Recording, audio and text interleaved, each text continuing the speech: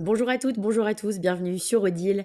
Aujourd'hui, on se retrouve pour une nouvelle formation, cette fois-ci sur le thème de comment monter son initiative de vérification de faits. Vous êtes nombreuses, nombreux à vouloir vous aussi vous lancer, où que vous soyez dans l'espace francophone.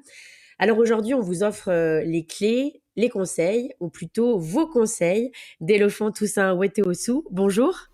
Bonjour Sophie. Donc, vous êtes journaliste, rédacteur en chef du journal béninois Nord-Sud Quotidien. Et vous êtes également et surtout, dirais-je, président et cofondateur de Bénin Tchèque. Donc, vous allez nous apporter aujourd'hui ce que je disais à l'instant, c'est-à-dire les conseils pour comment se lancer. Et justement, vous pouvez vous lancer. Alors, merci beaucoup. D'abord, je commence par me présenter. Je suis Délophan Toussaint Ouettarasu. C'est vrai ce que vous avez dit que je suis journaliste de formation, également rédacteur en chef du journal béninois Nord-Sud Quotidien. Je suis également président de Bénin Tchèque. Et d'ailleurs, c'est à ce titre-là que je suis sollicité pour cette formation. Bénin Tchèque, c'est une organisation à but non lucratif et indépendante qui est constitué uniquement à des fins de vérification de faits. Pour le moment, nous ne vérifions que des informations qui sont diffusées dans l'espace public béninois. Donc, que l'information intéresse à une actualité qui concerne peut-être un autre pays en dehors du Bénin, mais que cela soit diffusé dans l'espace public béninois, ça nous concerne et donc nous pouvons vérifier cette information. Et pour mettre en place cette organisation, il a fallu que 3 journalistes béninois dont je fais partie, tous diplômés du Centre d'études des sciences et techniques de l'information appelé CESTI, de Dakar, puissent se retrouver et identifier les faiblesses que nous avons au niveau de la diffusion de l'information, de la production de l'information au Bénin. Et donc, par rapport à nos différents objectifs, il y a d'abord la promotion de la pratique de la vérification de faits au sein de la presse béninoise. Nous nous sommes dit que sans promouvoir la pratique au sein de la presse béninoise, nous n'allons pas atteindre nos objectifs. Et puis, nous avons également pensé à ce que, au niveau des réseaux sociaux, tout ce qu'on partage, quel que soit en une seconde, en une minute, toutes les informations qui sont partagées et qui visent à tromper le public, que nous puissions vérifier ces informations. Et au niveau du troisième objectif, nous avons pensé travailler pour doter la population béninoise de techniques et d'outils de vérification des informations publiées dans l'espace public béninois. Pour la constitution de Bénin Tchèque, nous avons travaillé sur différentes étapes clés. D'abord, nous avons eu des notions sur ce qu'on appelle une initiative de vérification de faits. Nous avons travaillé pour voir qu'est-ce qu'on met dans l'initiative de vérification de faits. Nous avons travaillé également pour savoir qu'est-ce qu'on appelle vérification de faits. Voilà. Après cela, nous avons pris de contact avec d'autres personnes qui partagent la même vision avec nous. Et donc, quand je parle de prendre contact, c'est d'abord l'initiative, ça émane de moi. Donc, après, j'ai pris contact avec d'autres personnes et voilà. Ensuite, nous avons organisé assez de réunions préparatoires. En fin de compte, nous avons tenu une assemblée générale constitutive. Donc voilà, ce sont les grandes étapes clés de la constitution de Bénin Tchèque. Alors, c'est quoi une initiative de vérification des faits? C'est soit un projet ou une organisation qui est dédiée à l'examen et à la validation de l'exactitude des informations publiées dans les médias, les discours publics et sur Internet. Et les acteurs politiques et les acteurs publics, que ce soit sociaux, économiques, tiennent des discours. Et il est important que ces discours-là soient vérifiés. Maintenant, pour vérifier ces discours, soit vous organisez en projet ou en organisation. Donc, voilà une initiative de vérification des faits.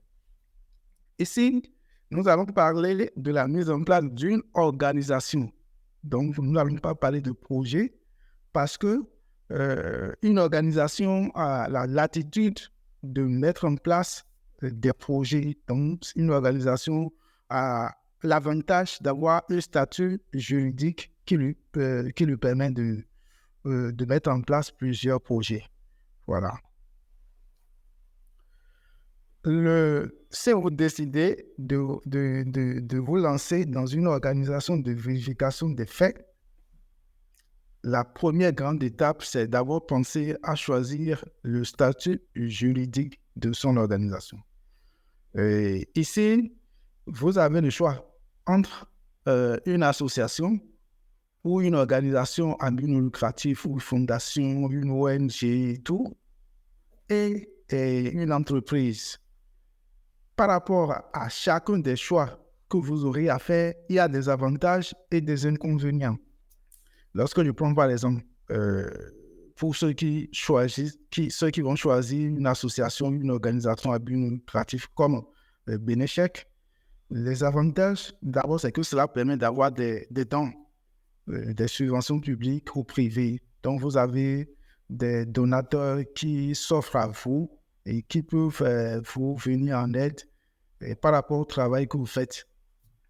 Il y a également la possibilité que vous renforcez en fait la crédibilité et la perception d'impartialité qu'il faut nécessairement pour une organisation de vérification de faits. C'est très important parce que vous avez l'obligation de faire la part des choses entre l'information vraie pour laquelle vous travaillez et les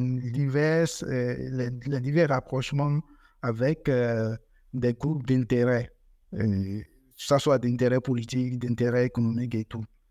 Et ça aussi a l'avantage, quand vous avez une organisation, cela a l'avantage de vous soustraire en quelque sorte des exigences fiscales et d'autres problèmes fiscaux. Par exemple, vous n'avez pas à payer d'impôts comme une entreprise qui est constituée en bonne et due forme.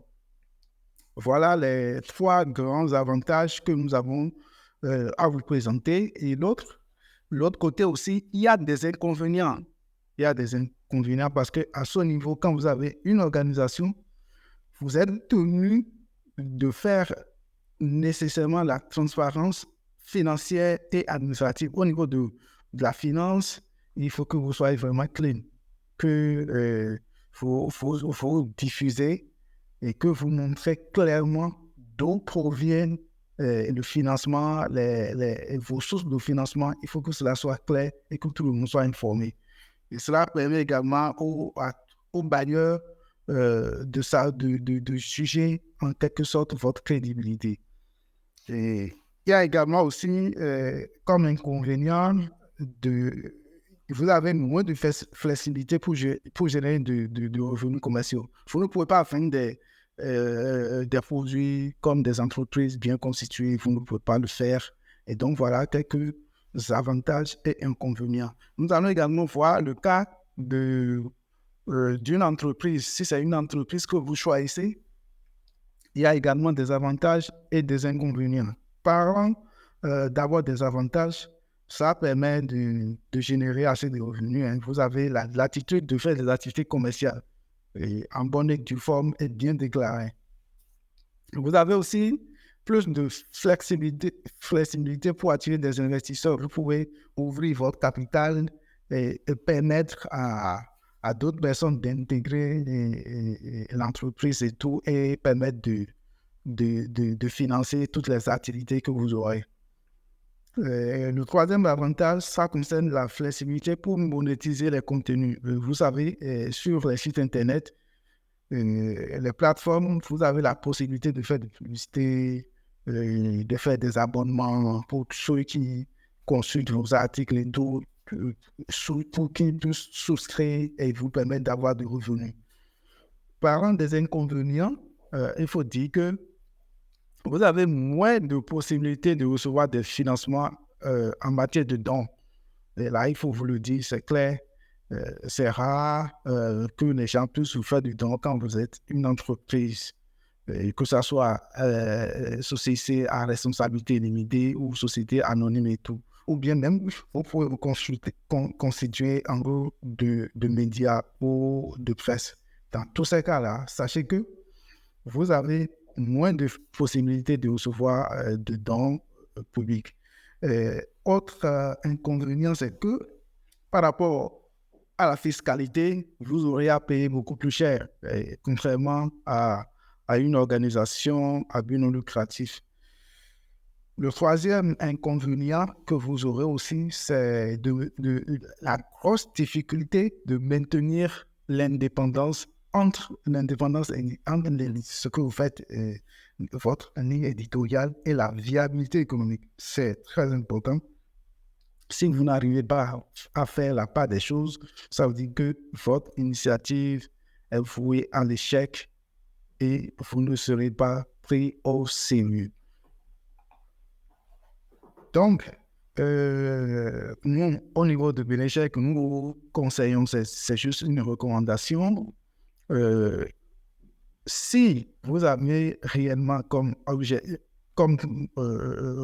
pour principal objectif de fournir un service d'intérêt général et d'assurer une indépendance maximale, et nous vous conseillons vivement de choisir l'option d'association, d'ONG ou de fondation à but non lucratif.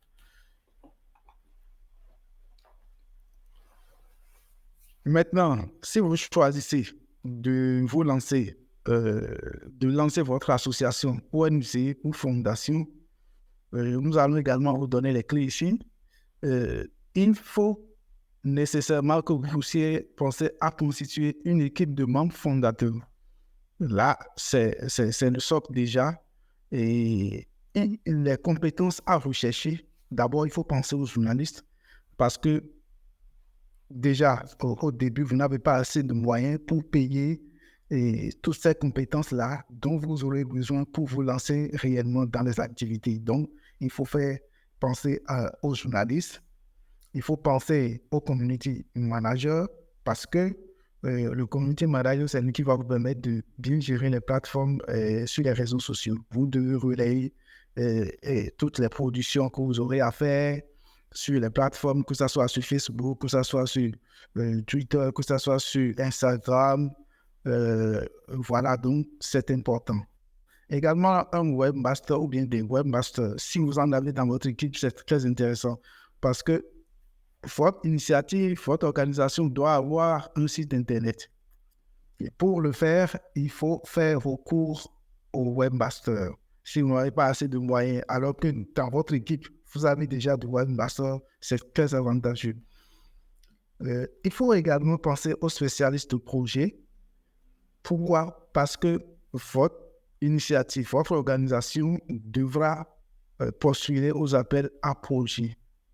Et là, il faut réellement mettre en place les compétences de spécialistes de projet pour que vous ayez assez de chances de bénéficier de ces financements-là. Ensuite, si vous faites appel à toutes ces compétences, l'étape suivante, c'est de penser à élaborer les tests de votre organisation. Les tests dont je parle, c'est les statuts et le règlement intérieur. Dans ces tests, il est important de mettre l'accent sur les points importants tels que les objectifs. Les objectifs de votre organisation, il faut que ça soit bien clairement défini. Et ici, nous vous donnons quelques exemples. Contrer, par exemple, la désinformation, identifier et corriger les informations fausses ou trompeuses, réduire l'impact des fake news, des fausses informations sur la société, promouvoir l'information vérifiée, Là, c'est que vous allez au niveau du public pour leur permettre de consommer, de suivre les sources d'informations qui sont fiables et crédibles. Euh, Vous pouvez également, comme objectif, dire que vous allez renforcer la confiance dans les médias. C'est très important. Et dans ce cas, il faut aller vers les médias, les sensibiliser pour que, dans la mesure du possible, les informations qu'ils diffusent soient quand même des informations exactes. Autre objectif, éduquer le public. Dans ce cas, c'est que vous allez vers les personnes, les individus, et là, vous leur apprenez à vérifier l'information eux-mêmes et aussi à développer l'esprit critique, la capacité d'analyse du public et tout. Parce que si vous le faites, cela rentre dans cela a l'avantage que ce public-là pour lequel vous travaillez ne va pas tomber dans des pièges, des propagandistes, des informations qui sont diffusées dans l'intention de tromper le public et de l'induire parfois en erreur. Autre objectif, il y a favoriser la responsabilité des acteurs de l'information. Ici, là, ce sont les personnalités parce que, honnêtement, quand vous décidez de vérifier les informations, que ce soit les discours d'acteurs publics, les personnalités morales et autres, vous avez l'obligation de les vérifier comme cela entre, cela constitue un enjeu pour l'intérêt, pour le public. Ce n'est pas des informations qui n'ont pas d'intérêt pour le public, non. Quand par exemple, un acteur politique dit moi, au bout de 5 ans, j'ai pu réaliser, j'ai pu forer peut-être 10 puits dans tel village, alors que cela n'est pas le cas, il revient à vous, initiative de vérification de faits, organisation d'aller vérifier cette information-là pour mettre à la disposition du public. Et là, c'est une déclaration d'acteurs politiques que vous vérifiez. Donc, cela leur permet aussi de savoir que, si nous faisons des erreurs, il y a telle initiative qui est là, qui va nous corriger en griffe.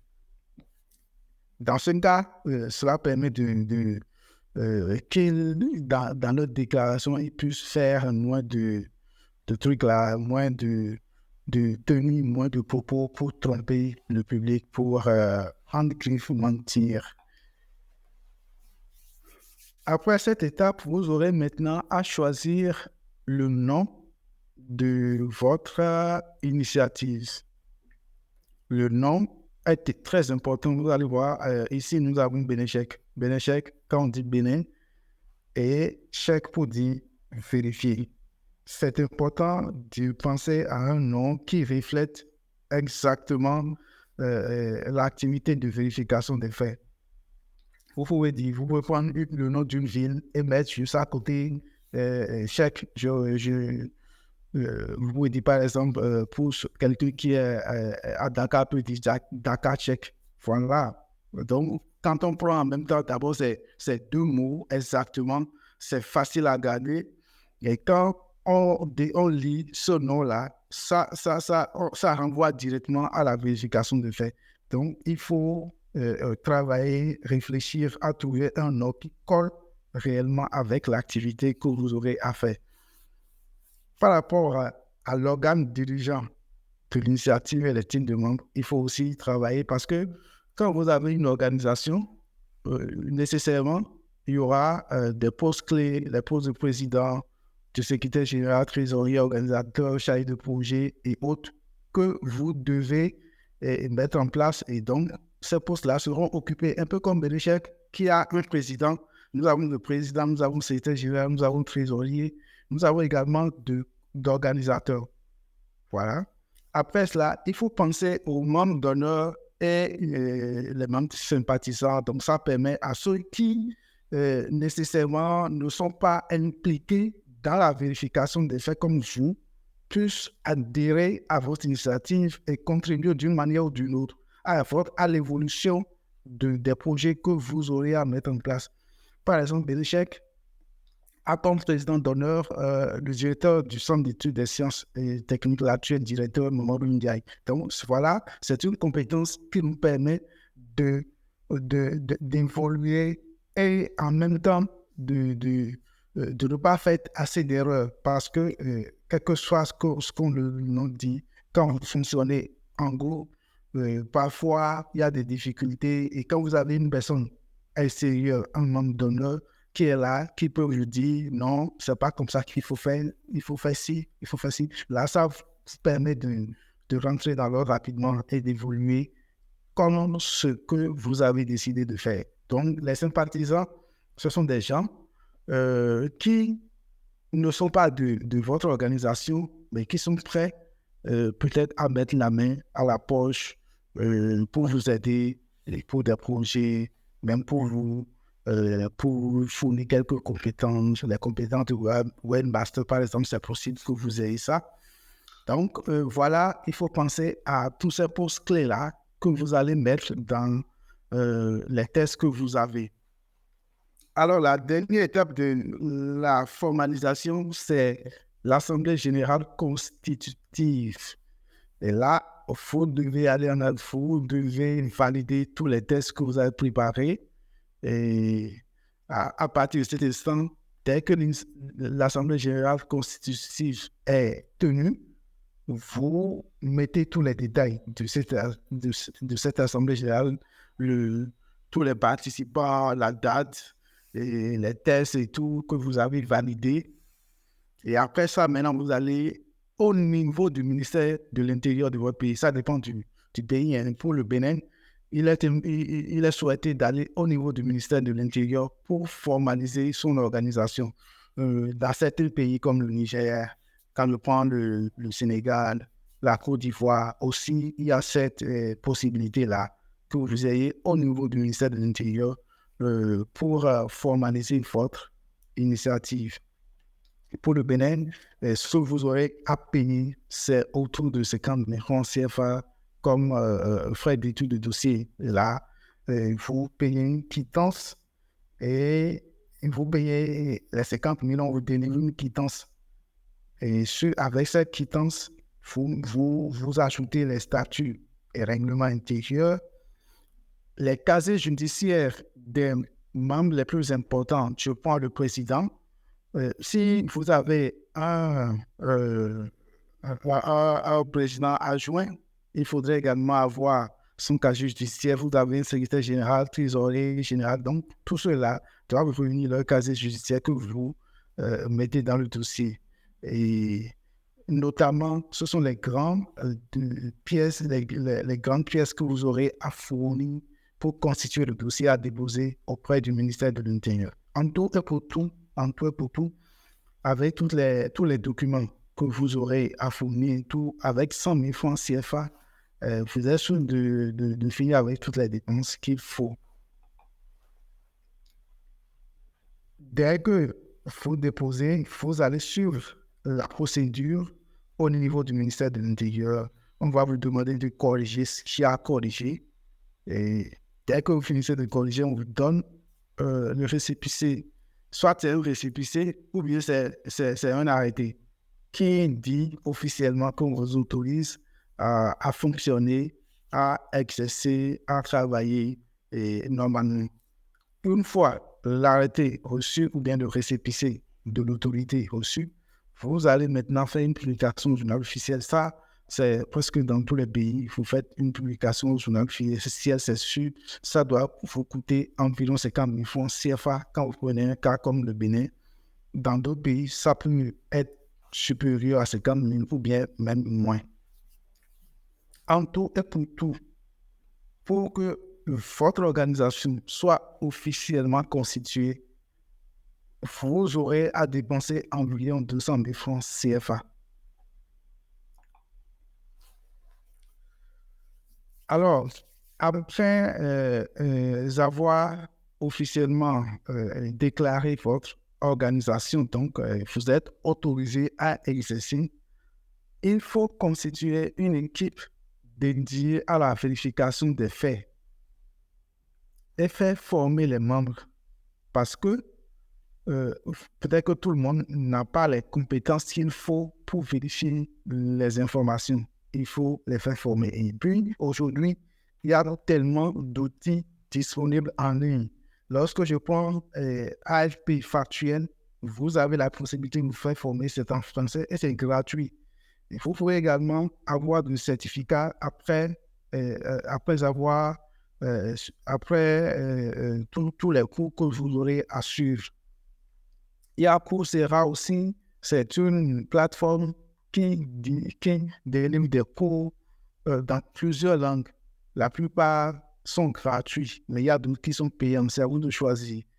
Il y a également CFI Développement Média, c'est une application, à travers l'application Luttons contre les infos, qui vous permet de vous faire former. Donc, vous avez à la fin une équipe qui a les compétences qu'il faut pour pouvoir vérifier les informations.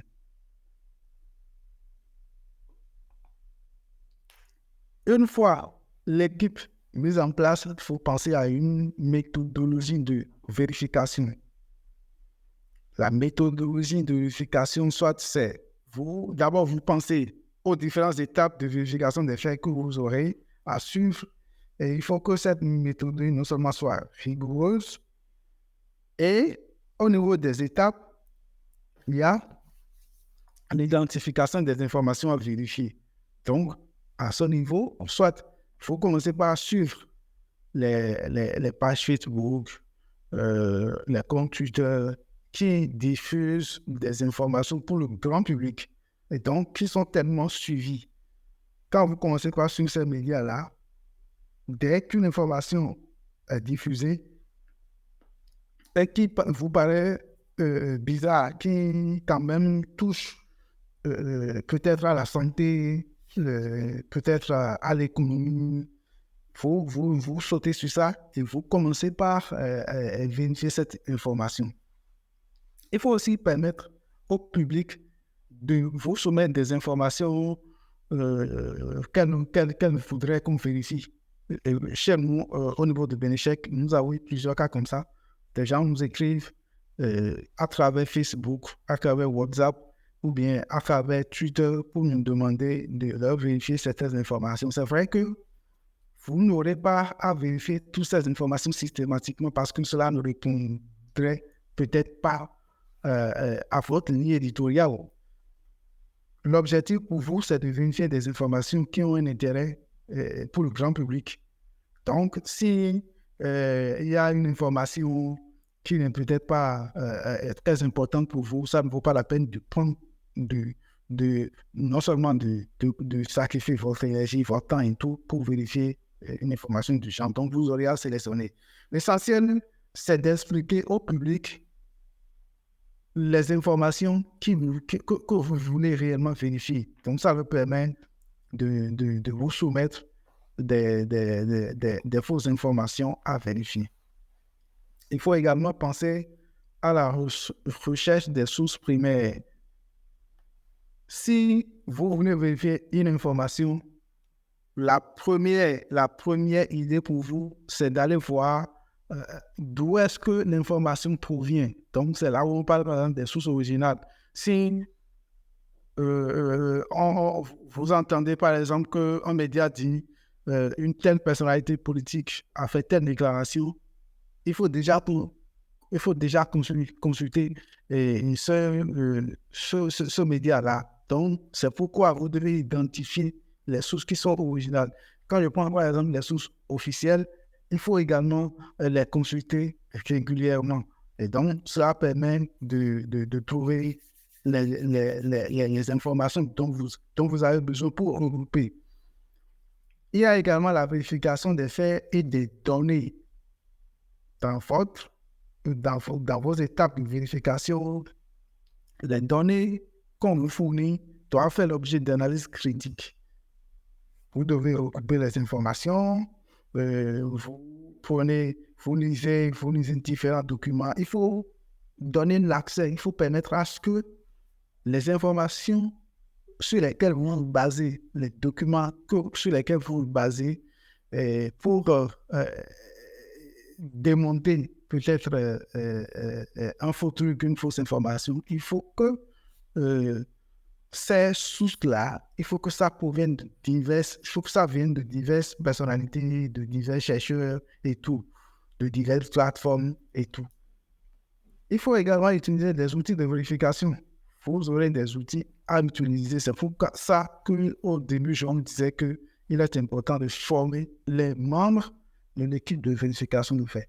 Les différents outils, quand vous avez par exemple une photo à vérifier, il y a des outils qui sont en ligne que vous pouvez utiliser. Quand vous avez une vidéo à vérifier, il y a des outils. Aujourd'hui, avec le développement de des nouvelles technologies, vous avez l'intelligence artificielle. Et donc, à partir de cette intelligence artificielle, il y a beaucoup de photos qui sont truquées, manipulées pour tromper le public. Donc, c'est à vous de connaître ces outils-là.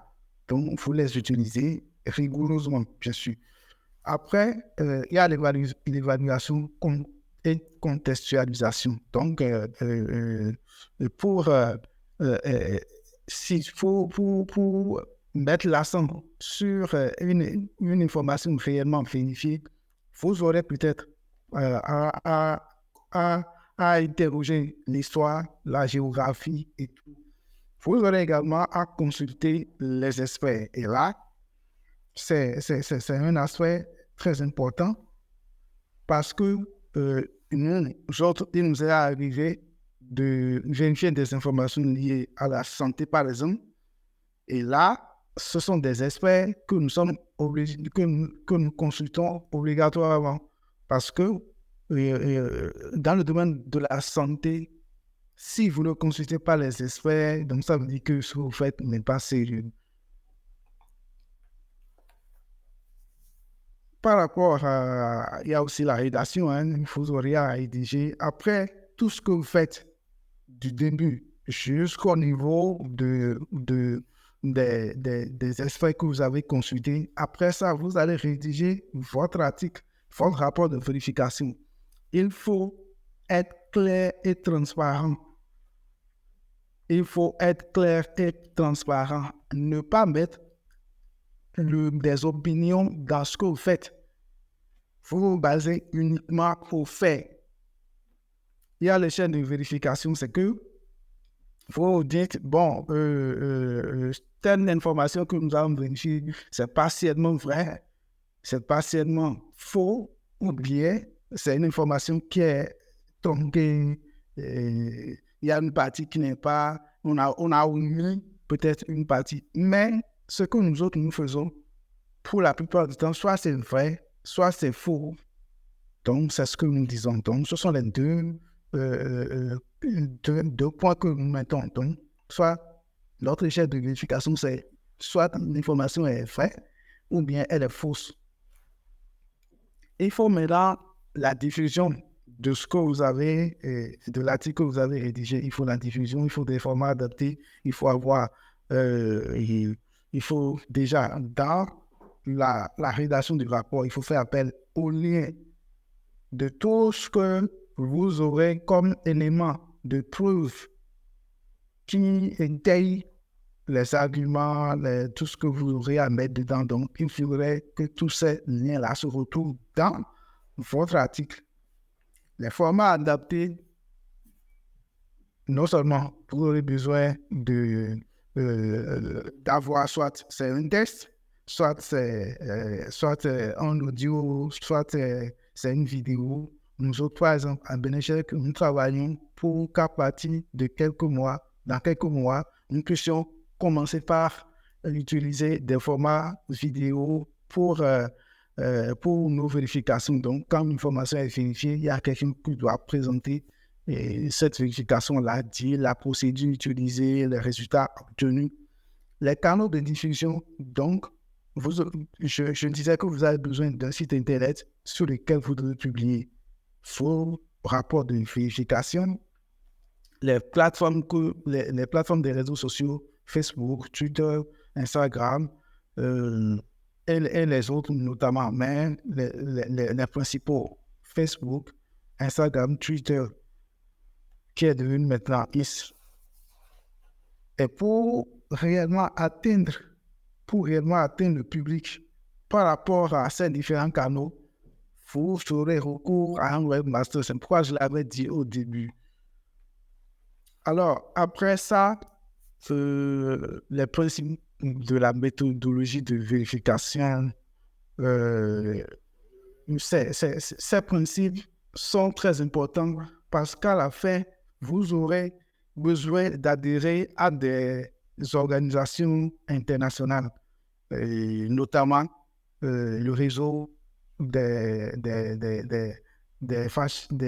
vérificateurs de faits. Donc, au niveau mondial, le réseau international de vérification de faits. Donc, vous aurez peut-être besoin d'intégrer ces réseaux-là. Et pour cela, il faut que vous ayez une méthodologie qui corresponde à ce qu'eux ils souhaitent. Donc, il y a l'objectivité, l'impartialité, éviter les biais, les facteurs de crédibilité et tout. Il faut vraiment être transparent. Il faut, au niveau de vos sources, des méthodes, il faut que ça soit clair pour tout le monde. Les sources que vous utilisez, il faut que tout le monde puisse savoir. C'est pourquoi, pour la plupart du temps, les sources qui ne veulent pas qu'on puisse les citer, il faut les éviter au maximum. Il faut aussi, votre méthode, il faut que ça soit clair pour tout le monde. Les réponses aux critiques, oui. Bon, quand vous vérifiez des informations, la première réaction des personnalités, peut-être si c'est un discours qui a été vérifié, c'est de montrer que vous n'avez pas fait bien votre travail. L'essentiel, c'est d'être objectif et peut-être même d'accepter la contradiction pour voir là où vous avez failli et vous corriger réellement. Les statuts de la rigueur. Donc, il faut plusieurs vérifications. Il ne faudrait pas que dès que vous tombez sur une information, vous avez peut-être une source qui dit, et puis c'est fini. On conclut pour dire, voilà, telle information, elle est fausse.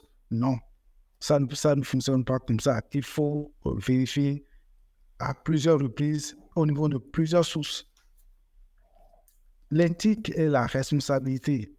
Il faut faire très attention à la vie privée. La vie privée des gens. Par exemple, Benechek ne vérifie pas des informations qui ne sont pas dans l'espace public. Et puis, même si c'est dans l'espace public et que ça n'a pas un intérêt pour le grand public, pour l'intérêt général, Benechek ne vérifie pas. Donc, faites réellement attention à la vie privée des gens. Pour la vérification des faits, on ne vérifie pas les secrets. Vous ne pouvez pas vérifier un secret. Deux personnes qui se sont retrouvées et qui peut-être ont échangé, vous ne pouvez pas venir dire que telle personne a menti, telle personne a dit la vérité et tout. Ce n'est pas possible. Donc, pour des trucs qui ne sont pas sortis, qui sont restés entre deux personnes, entre des trucs de secret, non, ne prenez pas le temps pour dire que vous allez les vérifier. Il faut aussi penser à l'impact de vos vérifications.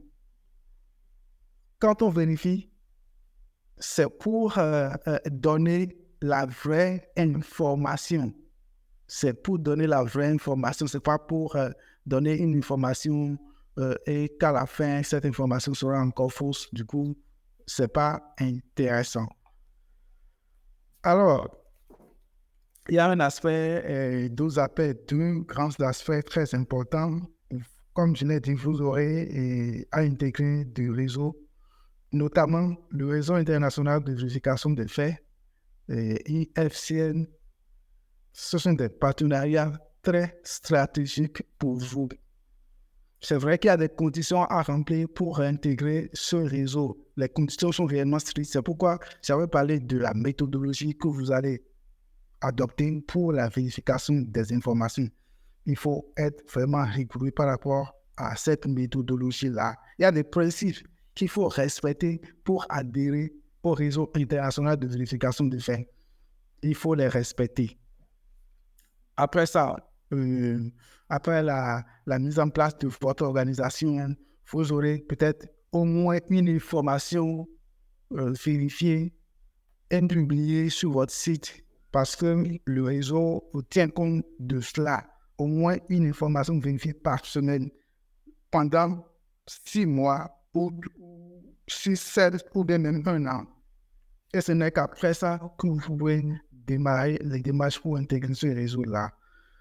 Ce réseau a l'avantage de vous permettre d'avoir des ressources financières. Il y a des subventions au niveau de ce réseau-là dont vous pouvez bénéficier. Également, avec ce réseau, vous pouvez avoir assez de visibilité parce qu'il y a sur le site de ce réseau toutes les organisations, ou bien toutes les initiatives qui sont vérifiées par ce réseau-là. On leur liste au niveau du site internet de ce réseau-là. Donc, quand vous voulez soumettre, un appel à projet et que le bailleur qui veut vous sélectionner, il se rend compte que vous vous trouvez dans cette liste, déjà, c'est un avantage pour vous. Donc, il faut travailler à aller faire cette étape-là. Il faut également travailler à tisser des relations, établir des partenariats avec des organisations d'autres organisations de vérification de faits. Vous avez, en Afrique, vous avez par exemple Africa Check, vous pouvez nouer des relations avec Africa Check. Vous avez d'autres, il y a plein d'autres initiatives de vérification de faits. Il y a également les médias. Il faut avoir des partenariats avec ces médias-là où, quand bien même vous avez votre site Internet, quand une information est vérifiée et quand vous voyez que c'est une information qui est sensible, qui est très importante pour le public, vous pouvez faire diffuser votre article ou bien le contenu dans ces médias-là. Il y a également les institutions universitaires. Les universités, c'est très important parce que c'est là que facilement vous aurez accès aux experts. Donc, il faut avoir des partenariats avec ces universités-là. La dernière étape sur laquelle j'ai choisi de parler, c'est les sources de financement. Les sources de financement pour une organisation de vérification de faits, il faut y penser sérieusement. Sans source de financement, l'initiative ne sera pas viable. Et pour la crédibilité et l'indépendance véritable de l'initiative, soit vous faites comme Benechek qui se base sur la cotisation de ses membres. Aujourd'hui, nous nous basons principalement sur les cotisations des membres de Benechek puisque nous sommes une organisation pour fonctionner. Cela fait que nous n'aspirons pas du tout à avoir de financement d'acteurs politiques. Vous avez également des formations que vous pouvez faire. Vous faites des formations pour avoir, puisque vous avez les compétences qu'il faut, vous faites des formations dans les universités, dans les lycées, dans les collèges, au niveau des apprenants et même au niveau des catégories socio-professionnelles. Vous pouvez leur faire des formations pour que toutes ces personnes puissent savoir comment vérifier une information, pourquoi ne pas relayer une information, l'éducation, les médias, tout cela rentre dans les formations que vous pouvez faire et avoir de financement. Vous pouvez également postuler aux appels à projets, et là, c'est fréquent. Plusieurs bailleurs, plusieurs organisations œuvrent aujourd'hui pour les attitudes dans les informations qui sont publiées. Donc, ces médias financent, mais par appel à projet. Donc, vous devez soumettre vos projets et espérer avoir du financement. Sur votre site Internet, vous faites de la publicité. Et maintenant, cette publicité, il faut faire en sorte que ceux qui ne sont pas abonnés à votre site Internet ou que seulement ceux-là puissent avoir des publicités. Maintenant, ceux qui sont déjà abonnés à votre site Internet, il faut leur permettre de naviguer librement sans publicité. Donc, voilà ce que je peux dire, Sophie. Je ne sais pas si tu as des questions pour moi. Non, merci beaucoup, Delofin. Effectivement, c'est très clair comme présentation, très complet. J'ajoute, juste comme précision, en conclusion, qu'on a également, fait par le passé une, formation sur, ce que vous disiez à l'instant, à savoir répondre à des appels à projets. Merci beaucoup et puis, à très bientôt. Merci beaucoup. Bonne journée. Super.